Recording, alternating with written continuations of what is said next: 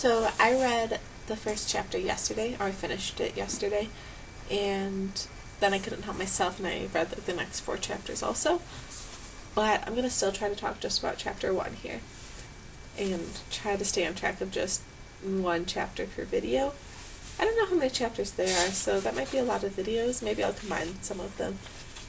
But we're just going to start with one chapter per video. Cool. If you remember, the last book, Catching Fire, ended with Katniss just finding out District 12 had been destroyed. This book starts with her exploring the ruins of the city. This book is written from Katniss's perspective, and that's just...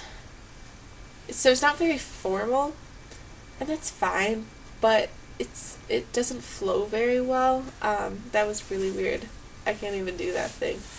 But so it doesn't flow very well. Sorry, I'm a little crazy. But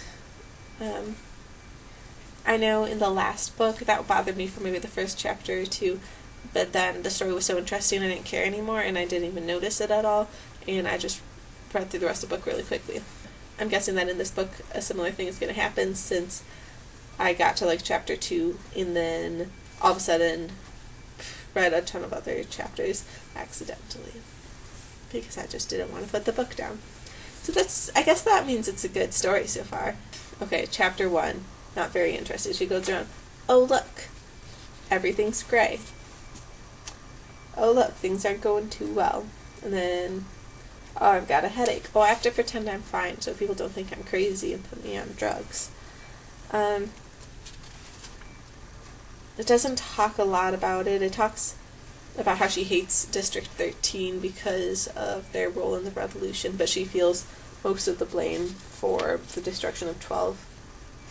She talks a little bit about how they're going to 13 and not getting along well with them necessarily, and how she's not being very helpful in being the Mockingjay. But then it gets interesting at the end of this chapter, because Victor's village, maybe, that wasn't destroyed. So she goes to her house, and then she finds a white rose there left by President Snow, of Panem, the bad area that they're rebelling against. He left a white rose, letting her know that he's watching him or something. Here, it speaks of unfinished business. It whispers, I can find you. I can reach you. Perhaps I'm watching you now.